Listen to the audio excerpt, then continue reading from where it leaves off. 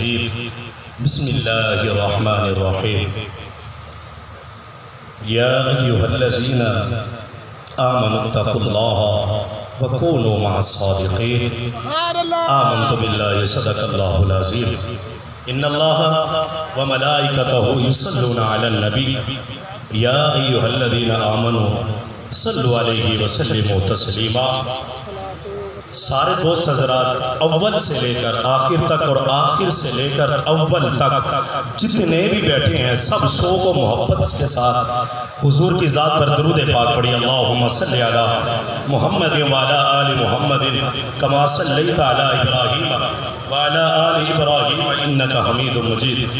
اللہم بارک علی محمد وعلی آل محمد کما بارکت علی ابراہیم وعلی آل ابراہیم انکا حمید مجید۔ حضرات ذی وقار میری خوش قسمتی ہے جدید علماء اور قاری صاحبان اور بالخصوص میں آپ کا انتہائی مشکور ہوں حضرت خواجہ خواجگان خواجہ محمد یوسف نقشبندی مجددی مہروی آپ آج کی اس محفل میلاد مصطفیٰ صلی اللہ تعالیٰ علیہ وآلہ وسلم کی صدارت فرما رہے ہیں۔ اللہ ہم سب کے حاضری کو اپنی بارگاہ عالیہ میں قبول فرمائے۔ مختصر سے وقت میں صرف میں آیت کریمہ لے کر علماء کے قدموں کی خاک لے کر ان کی موجودگی میں بتانا چاہتا ہوں کہ آج اس پرفتن دور میں ہم ایمان اور تقوی کی حفاظت کیسے کریں۔ حضرات ذی وقار سنیے، اللہ نے قرآن مجید فرقان حمید میں فرمایا یا ایھا الذین آمنوا، آپ جتنی بھی تفسیریں ہیں اٹھا کر دیکھ لو، اللہ نے فرمایا یا ایھا الذین آمنوا، وہاں جہاں آمنوا آ جائے وہاں مشرک مراد نہیں ہوتے، وہاں کافر مراد نہیں ہوتے، وہاں بت پرست مراد نہیں ہوتے، بلکہ اللہ نے فرمایا ایمان والو، اللہ نے فرمایا اے ایمان والو اتقوا اللہ، اللہ سے ڈرو، یا اللہ تجھ سے ڈر گئے اب بتا کیا ہے، فرمایا وَكُونُوا مَعَ الصَّادِقِينَ، سچوں کے ساتھ ہو جاؤ۔ آپ کی سبحان اللہ کی آواز بڑی کم نکلی ہے، جو یہ چاہتا ہے کہ آج کے ساتھ مرشد کے صدقے سے کہ جب یہ دعا کروائیں گے اور جب آپ جا کر آرام کریں گے کہ مرشد کا صدقہ آپ سبحان اللہ دونوں اٹھا کر کہیں اور سرکار کی زیارت ہو جائے۔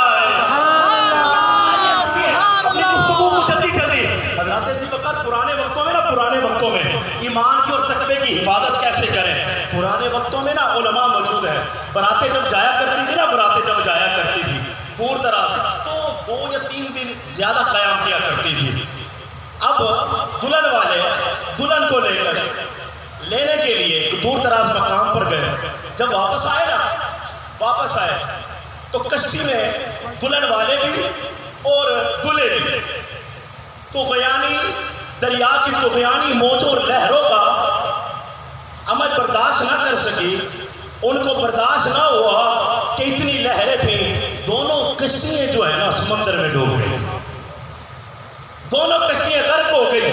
توجہ کریں نا، میں بتانا چاہتا ہوں آپ کو، دونوں کشتیاں غرق ہو گئی، لیکن دولہے والوں میں سے جو دولہا تھا بچتے بچاتے جو ہے نا وہ دریا کے کنارے پر پہنچا۔ جب دریا کے کنارے پر پہنچا نا تو اب اس نے سوچا کہ دلہن والے بھی غرق ہو گئے ہیں، ڈوب گئے ہیں، میرا بھی رشتہ دار کوئی نہیں رہا، تو کیا کرنا ہے، زندگی تنگ ہو جائے گی، کیوں نہ ہو اللہ اللہ کرے۔ بیان بہت بڑا لیکن مختصر کر رہا ہوں۔ حضرت ذی وقار سوچنے لگا کیوں نہ ہو اللہ اللہ کرے۔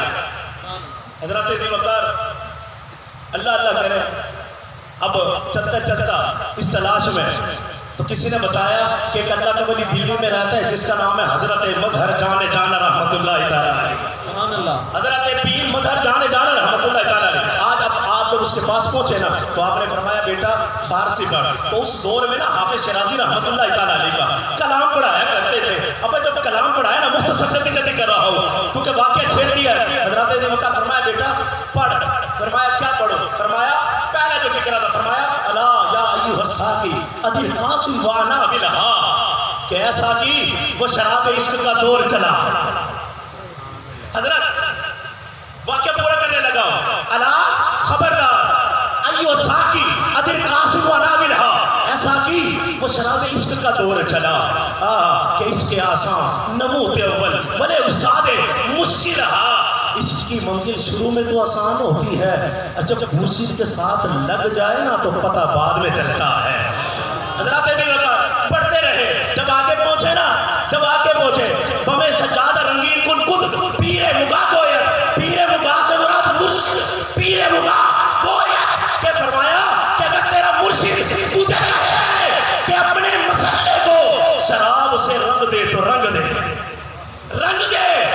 اللہ اکبر. حضرات ذی وقار آپ فرماتے ہیں کہ سالک بے خبر نہ بہت زرا ہو رسم منزل ہا، کہ جو سالک ہے نا جس نے تجھے منزل پر پہنچایا ہے وہ تیری منزل سے باخبر کیسے رہ سکتا ہے.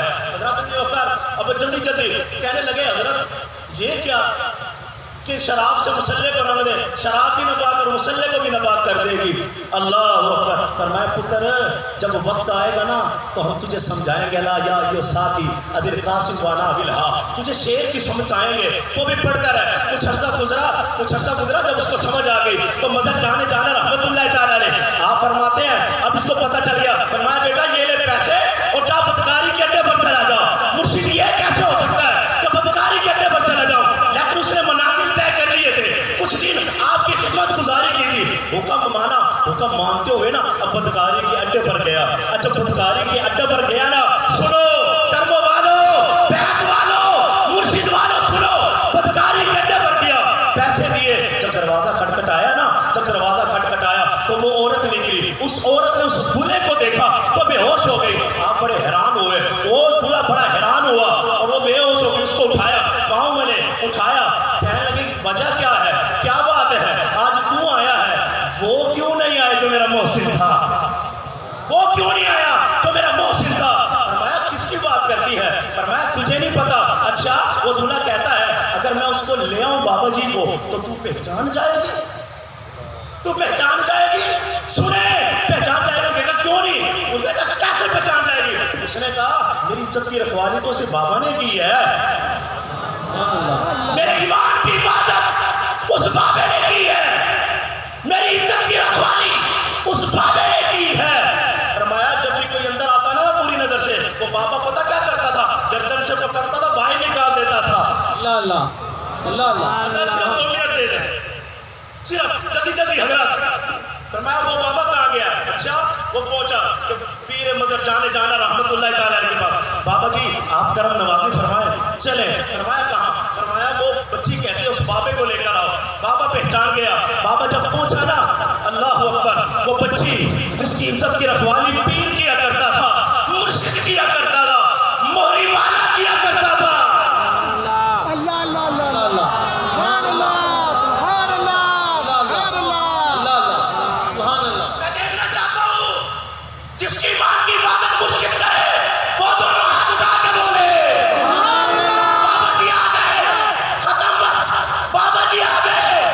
فرمایا بابا جی اس کو کیوں بھیجا، اس کو کیوں بھیجا؟ فرمایا تجھے نہیں پتا یہ وہی تو تیرا دولہا ہے.